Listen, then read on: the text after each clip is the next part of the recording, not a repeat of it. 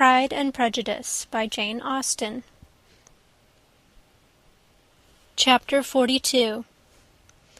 Had Elizabeth's opinion been all drawn from her own family, she could not have formed a very pleasing opinion of conjugal felicity or domestic effort.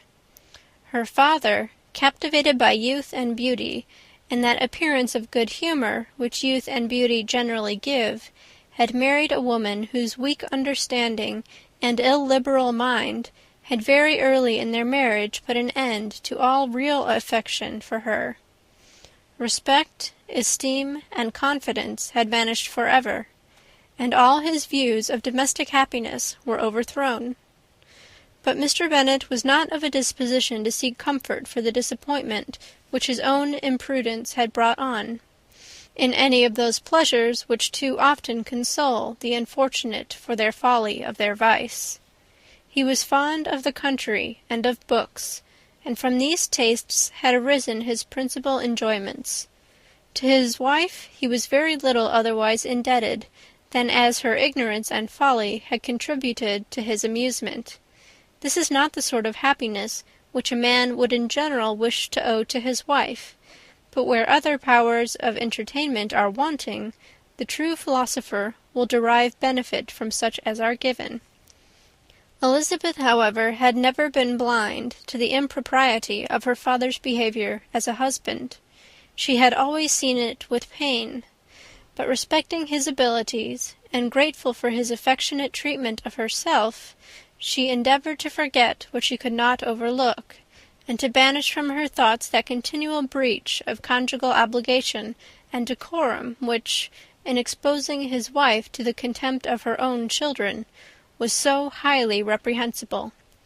But she had never felt so strongly as now the disadvantages which must attend the children of so unsuitable a marriage, nor ever been so fully aware of the evils arising from so ill-judged a direction of talents which, rightly used, might at least have preserved the respectability of his daughters, even if incapable of enlarging the mind of his wife.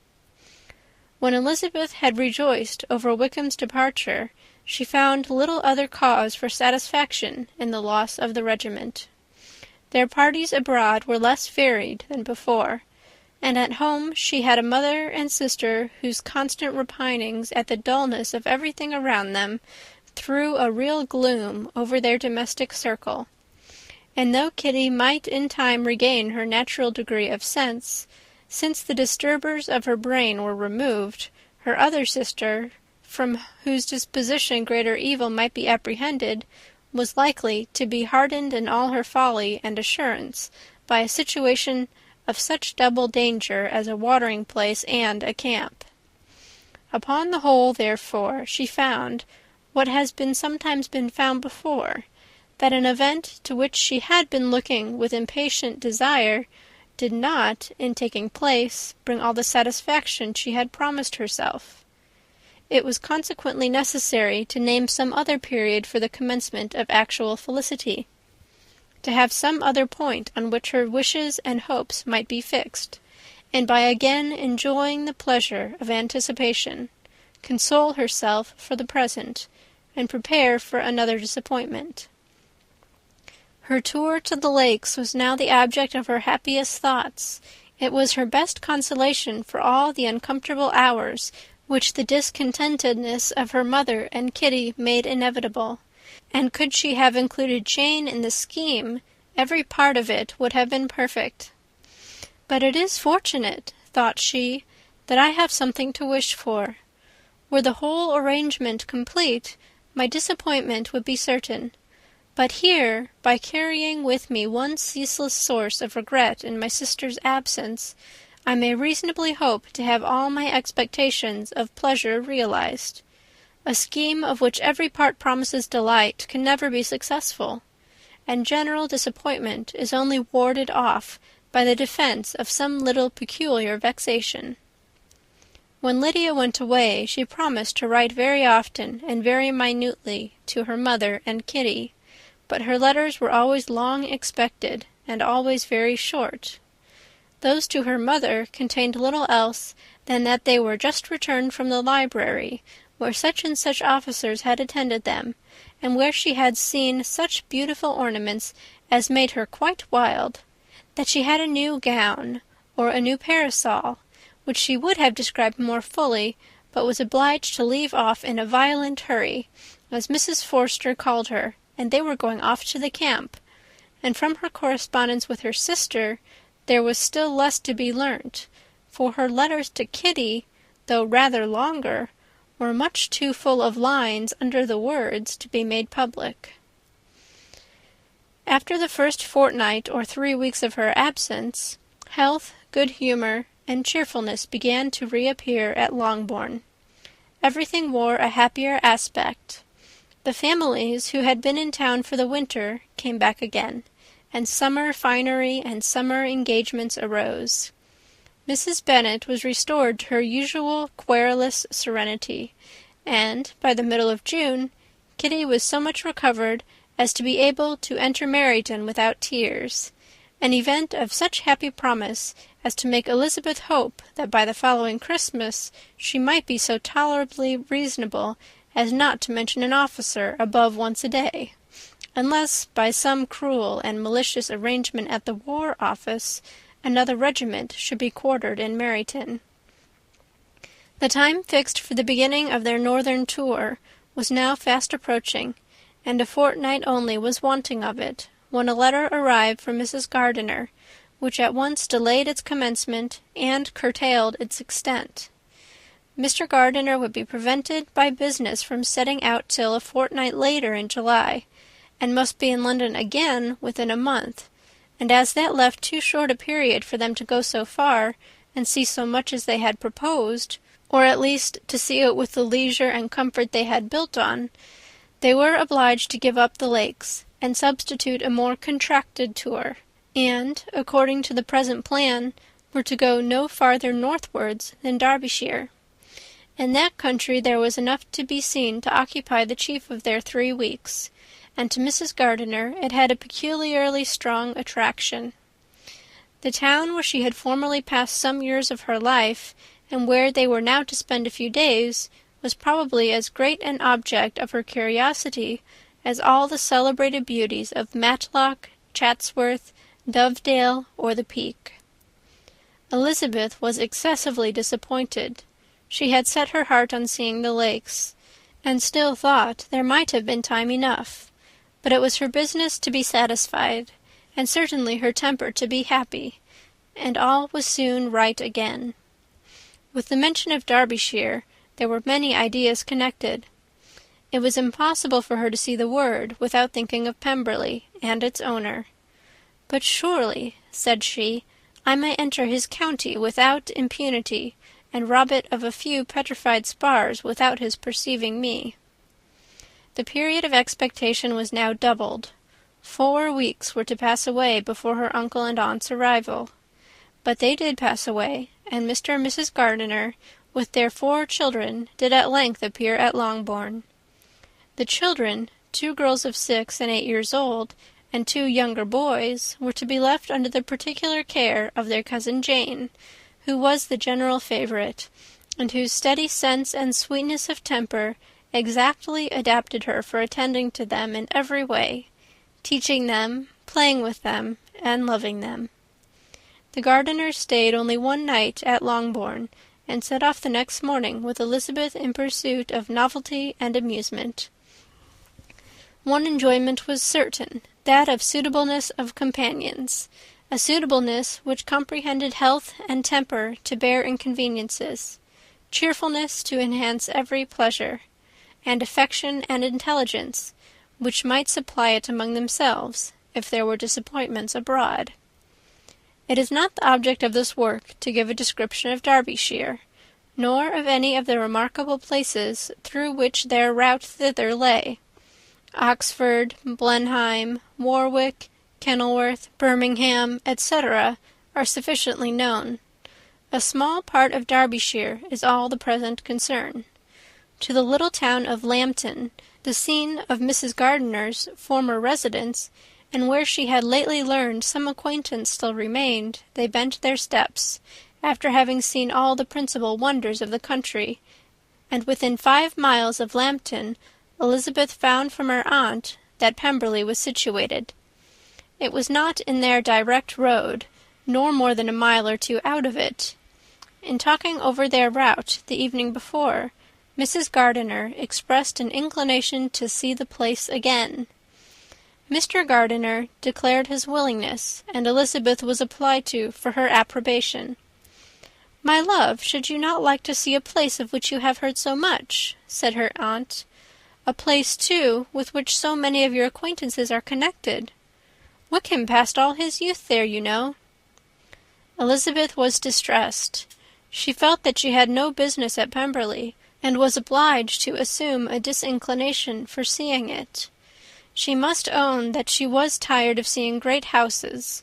After going over so many, she really had no pleasure in fine carpets or satin curtains. Mrs. Gardiner abused her stupidity. "If it were merely a fine house richly furnished," said she, "I should not care about it myself. But the grounds are delightful. They have some of the finest woods in the country." Elizabeth said no more, but her mind could not acquiesce. The possibility of meeting Mr. Darcy while viewing the place instantly occurred. It would be dreadful. She blushed at the very idea, and thought it would be better to speak openly to her aunt than to run such a risk. But against this there were objections, and she finally resolved that it could be the last resource if her private inquiries to the absence of the family were unfavourably answered. Accordingly, when she retired at night, she asked the chambermaid whether Pemberley were not a very fine place, what was the name of its proprietor, and, with no little alarm, whether the family were down for the summer. A most welcome negative followed the last question, and her alarms now being removed, she was at leisure to feel a great deal of curiosity to see the house herself, and when the subject was revised the next morning, and she was again applied to, could readily answer, and with a proper air of indifference, that she had not really any dislike to the scheme. To Pemberley, therefore, they were to go. End of chapter 42.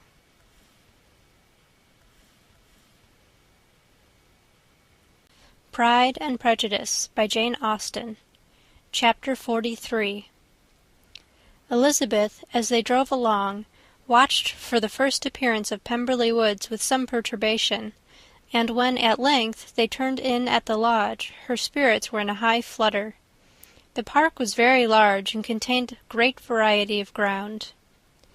They entered it in one of its lowest points, and drove for some time through a beautiful wood, stretching over a wide extent. Elizabeth's mind was too full for conversation, but she saw and admired every remarkable spot and point of view. They gradually ascended for 1/2 mile, and then found themselves at the top of a considerable eminence, where the wood ceased, and the eye was instantly caught by Pemberley House, situated on the opposite side of a valley, into which the road with some abruptness wound. It was a large, handsome stone building, standing well on rising ground, and backed by a ridge of high, woody hills, and in front a stream of some natural importance was swelling into greater, but without any artificial appearance. Its banks were neither formal nor falsely adorned. Elizabeth was delighted. She had never seen a place for which nature had done more, or where natural beauty had been so little counteracted by an awkward taste. They were all of them warm in their admiration, and at that moment she felt that, to be mistress of Pemberley, might be something. They descended the hill, crossed the bridge, and drove to the door, and, while examining the nearer aspect of the house, all her apprehension of meeting its owner returned. She dreaded lest the chambermaid had been mistaken. On applying to see the place, they were admitted into the hall, and Elizabeth, as they waited for the housekeeper, had leisure to wonder at her being where she was.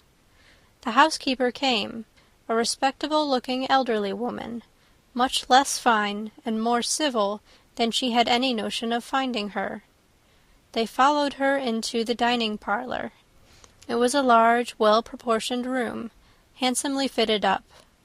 Elizabeth, after slightly surveying it, went to a window to enjoy its prospect.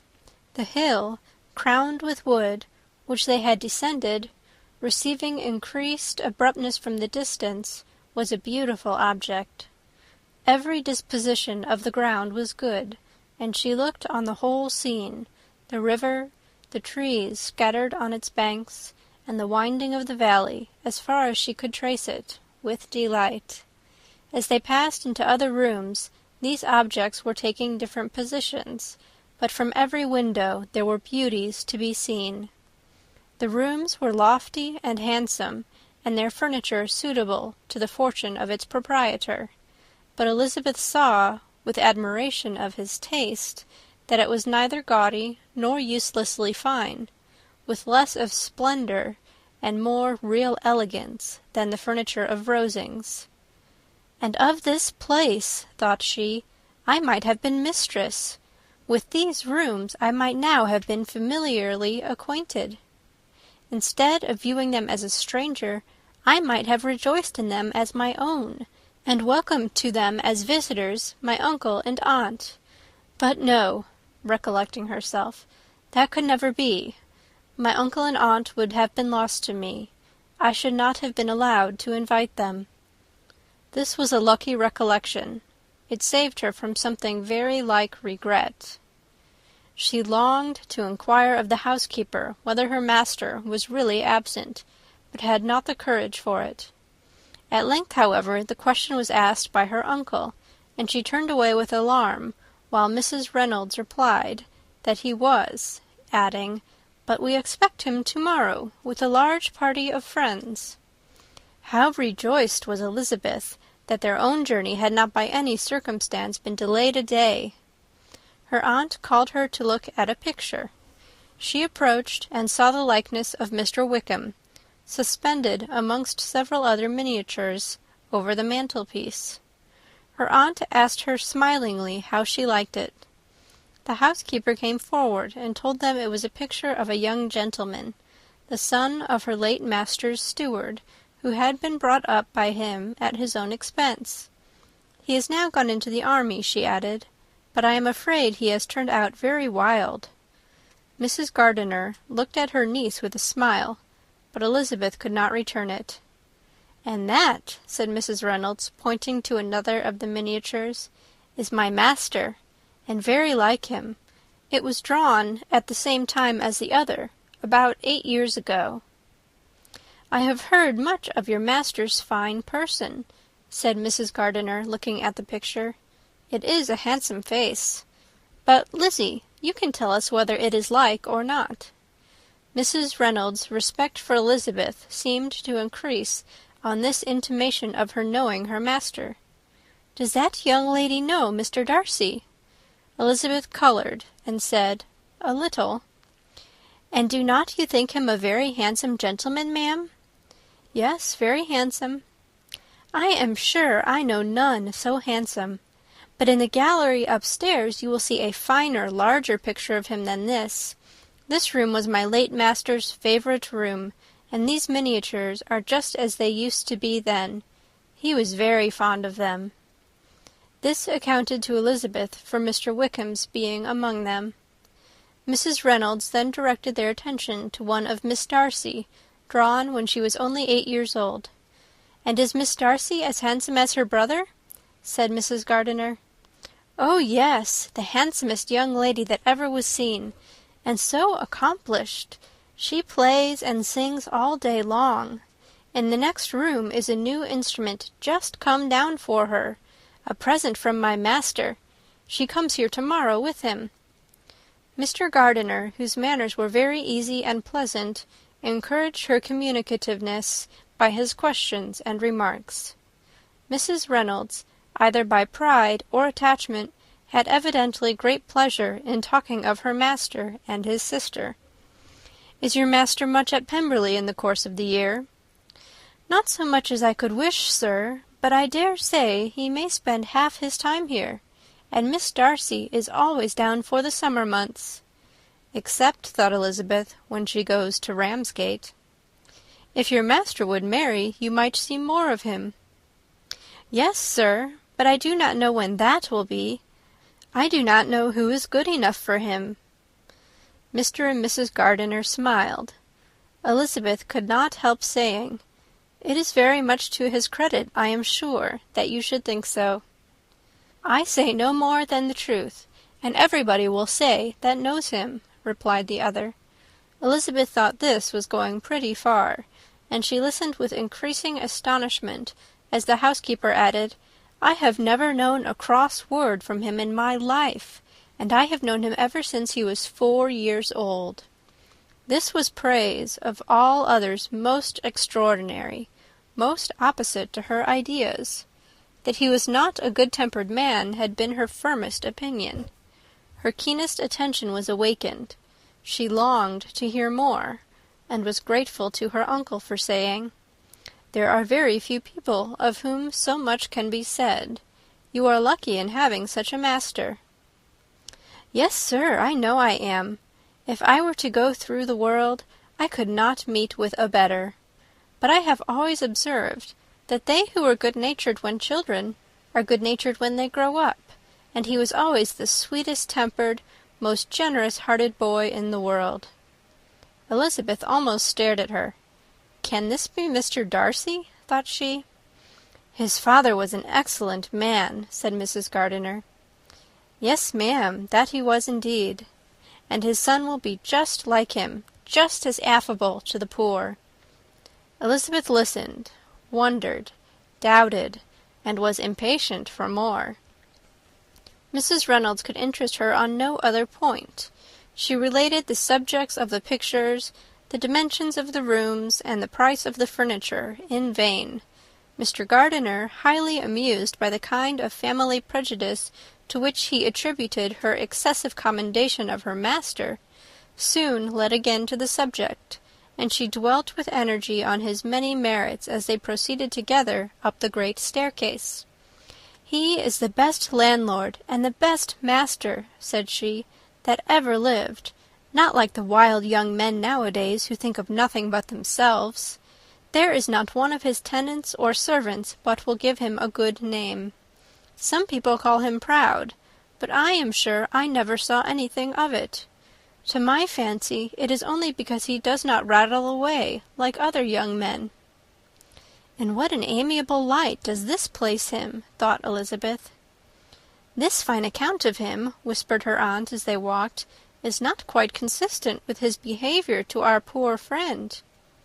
Perhaps we might be deceived."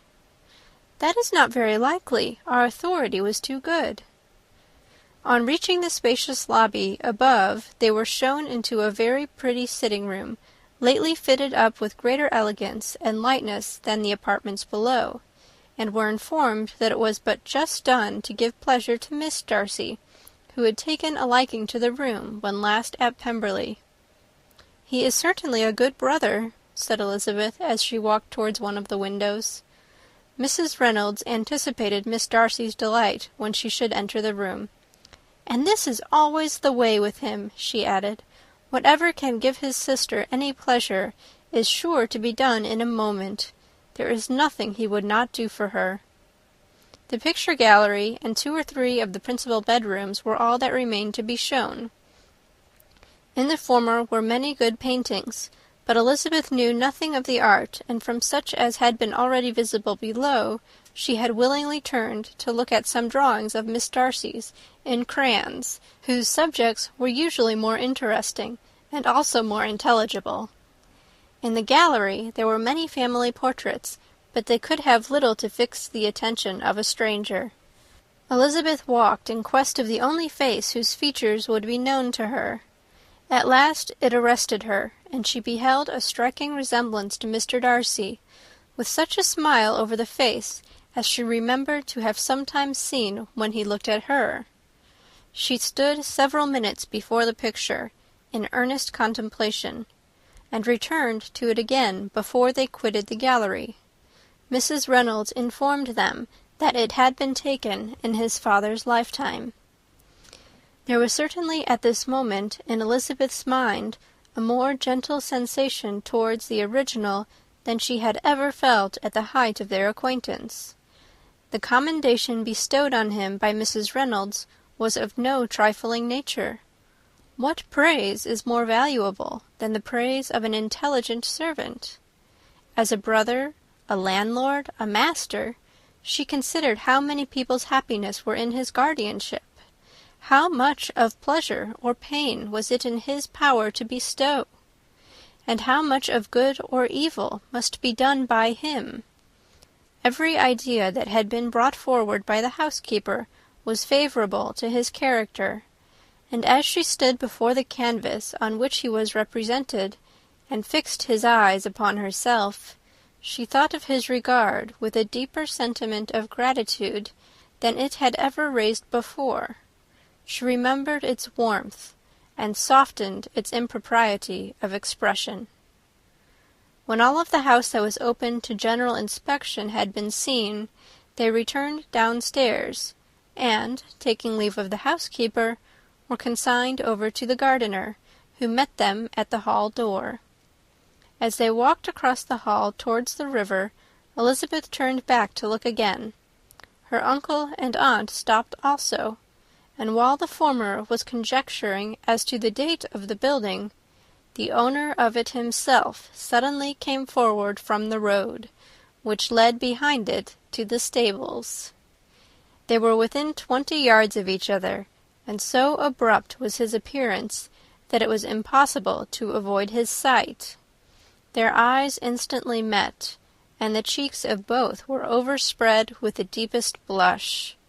He absolutely started, and for a moment seemed immovable from surprise, but shortly recovering himself, advanced towards the party, and spoke to Elizabeth, if not in terms of perfect composure, at least of perfect civility. She had instinctively turned away, but, stopping on his approach, received his compliments with an embarrassment impossible to be overcome. Had his first appearance, or his resemblance to the picture they had just been examining, been insufficient to assure the other two that they now saw Mr. Darcy, the gardener's expression of surprise on beholding his master must immediately have told it. They stood a little aloof while he was talking to their niece, who, astonished and confused, scarcely dared lift her eyes to his face, and knew not what answer she returned to his civil inquiries after her family.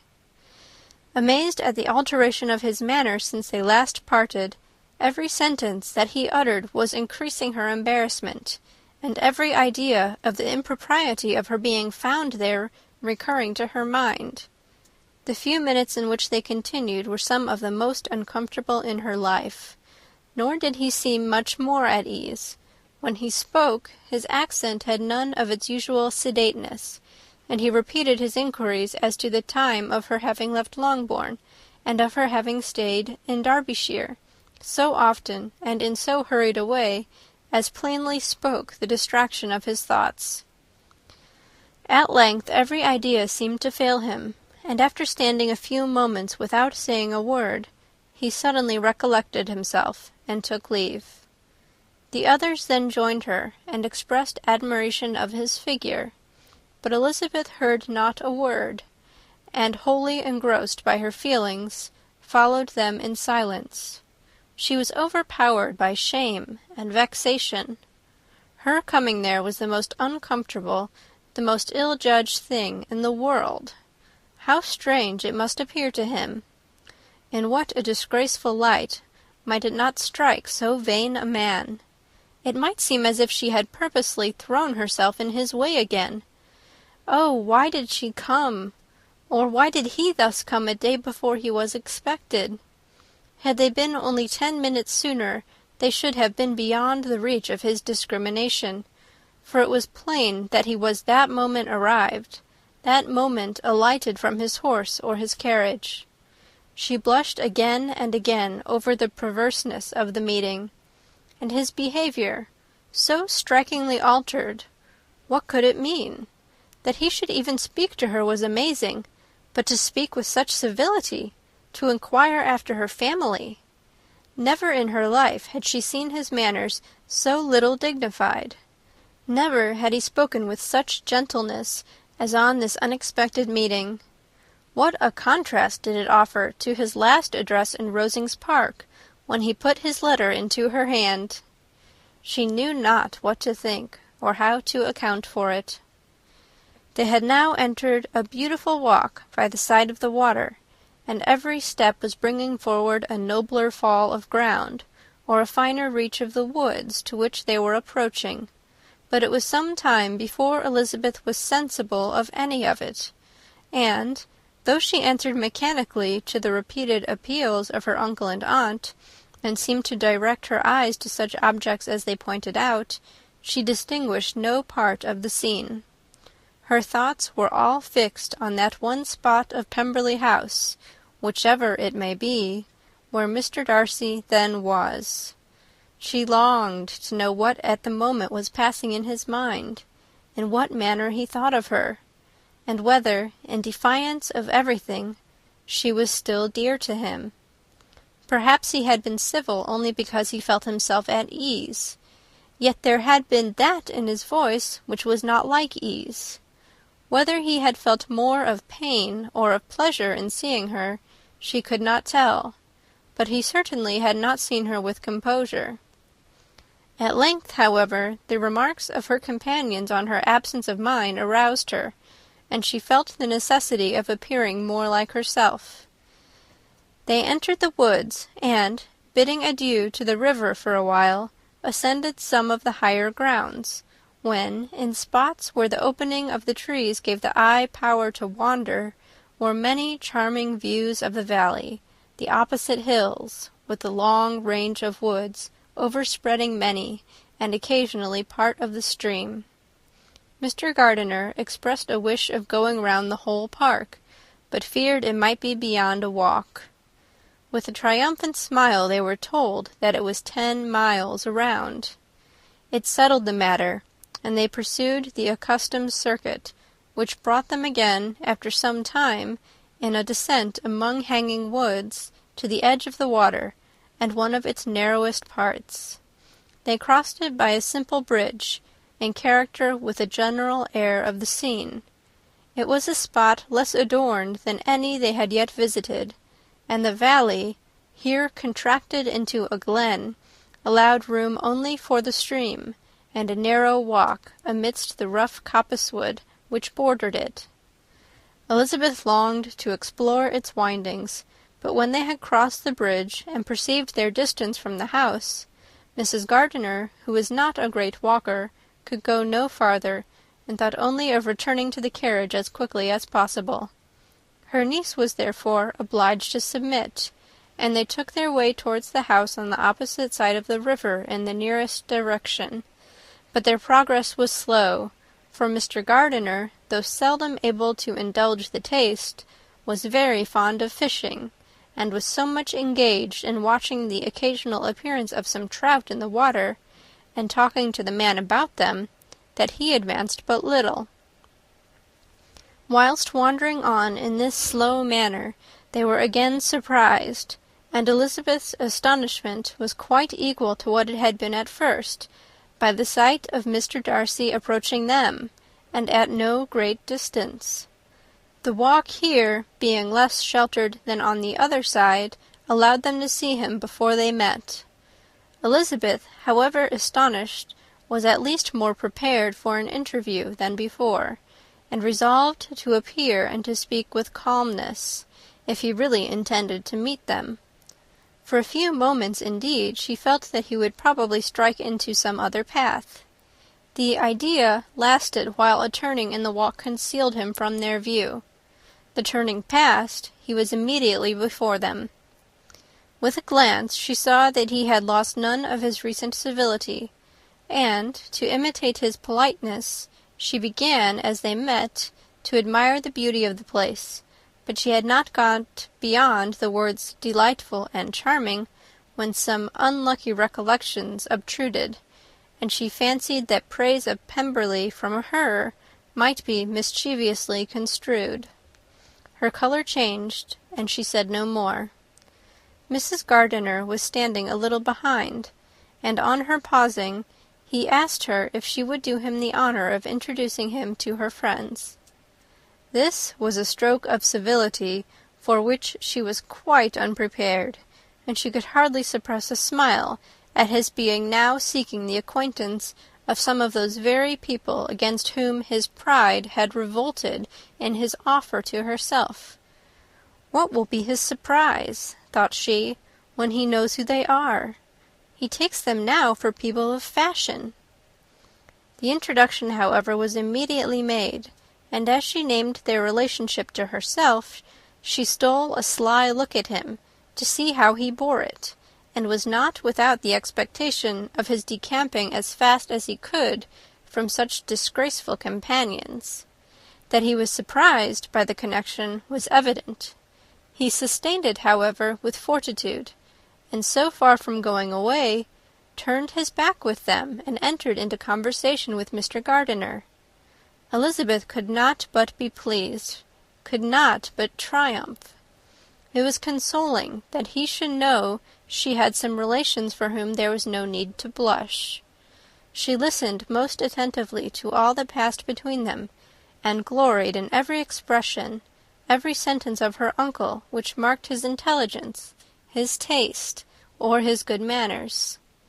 The conversation soon turned upon fishing, and she heard Mr. Darcy invite him, with the greatest civility, to fish there as often as he chose while he continued in the neighbourhood, offering at the same time to supply him with fishing tackle, and pointing out those parts of the stream where there was usually more sport.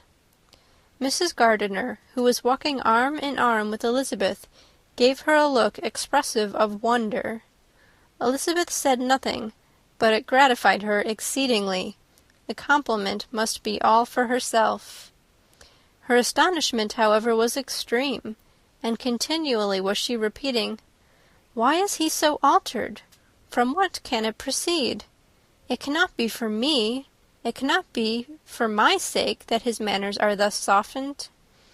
My reproofs at Hunsford could not work such a change as this. It is impossible that he should still love me."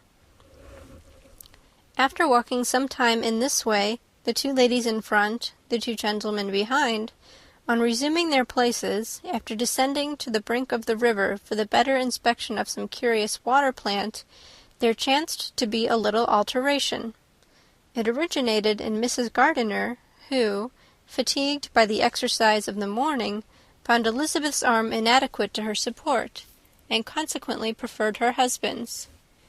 Mr. Darcy took her place by her niece, and they walked on together. After a short silence, the lady first spoke. She wished him to know that she had been assured of his absence before she came to the place, and accordingly began by observing that his arrival had been very unexpected. "For your housekeeper," she added, "informed us that you would certainly not be here till tomorrow, and indeed, before we left Bakewell, we understood that you were not immediately expected in the country." He acknowledged the truth of it all, and said that business with his steward had occasioned his coming forward a few hours before the rest of the party with whom he had been travelling. "They will join me early tomorrow," he continued, "and among them are some who will claim an acquaintance with you, Mr. Bingley and his sisters." Elizabeth answered only by a slight bow.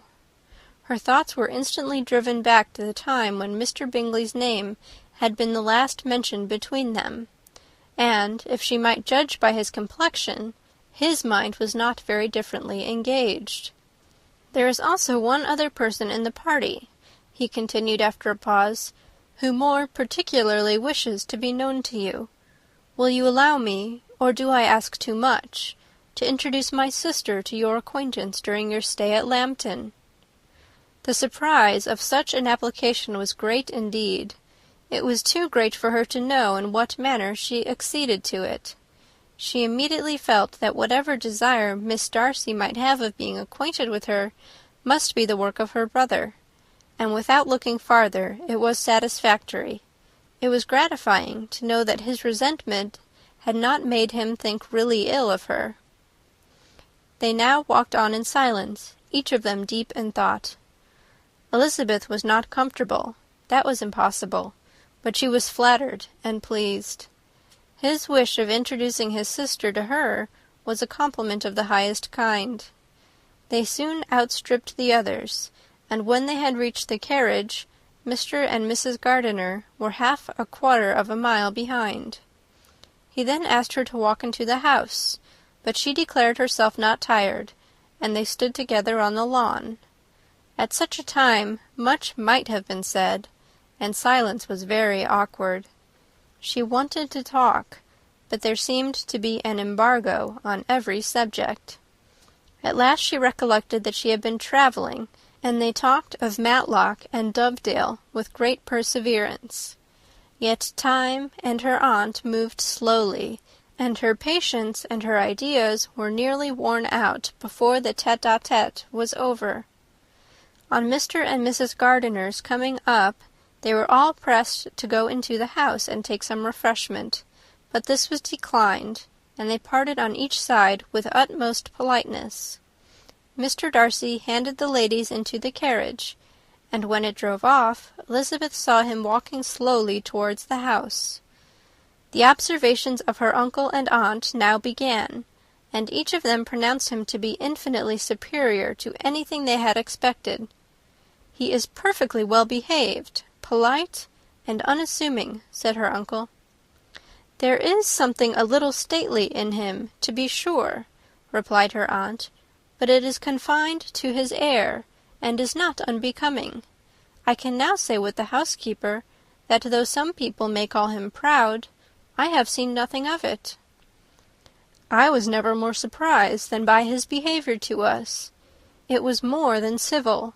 It was really attentive, and there was no necessity for such attention. His acquaintance with Elizabeth was very trifling." "To be sure, Lizzie," said her aunt, "he is not so handsome as Wickham, or rather he has not Wickham's countenance, for his features are perfectly good. But how came you to tell me that he was so disagreeable?" Elizabeth excused herself as well as she could, said that she had liked him better when they had met in Kent than before, and that she had never seen him so pleasant as this morning. "But perhaps he may be a little whimsical in his civilities," replied her uncle. "Your great men often are, and therefore I shall not take him at his word, as he might change his mind another day, and warn me off his grounds." Elizabeth felt that they had entirely misunderstood his character, but said nothing. "From what we have seen of him," continued Mrs. Gardiner, "I really should not have thought that he could have behaved in so cruel a way by anybody as he has done by poor Wickham. He has not an ill-natured look. On the contrary, there is something pleasing about his mouth when he speaks, and there is something of dignity in his countenance that would not give one an unfavourable idea of his heart. But to be sure, the good lady who showed us his house did give him a most flaming character. I could hardly help laughing aloud sometimes. But he is a liberal master, I suppose, and that, in the eye of a servant, comprehends every virtue." Elizabeth here felt herself called on to say something in vindication of his behaviour to Wickham, and therefore gave them to understand, in as guarded a manner as she could, that by what she had heard from his relations in Kent, his actions were capable of a very different construction, and that his character was by no means so faulty, nor Wickham's so amiable, as they had been considered in Hertfordshire. In confirmation of this, she related the particulars of all the pecuniary transactions in which they had been connected, without actually naming her authority, but stating it to be such as might be relied on. Mrs. Gardiner was surprised and concerned, but as they were now approaching the scene of her former pleasures, every idea gave way to the charm of recollection, and she was too much engaged in pointing out to her husband all the interesting spots in its environs to think of anything else. Fatigued as she had been by the morning's walk, They had no sooner dined than she set off again in quest of her former acquaintance, and the evening was spent in the satisfactions of an intercourse renewed after many years' discontinuance. The occurrences of the day were too full of interest to leave Elizabeth much attention for any of these new friends, and she could do nothing but think, and think with wonder, of Mr. Darcy's civility, and above all, of his wishing her to be acquainted with his sister. Chapter 43.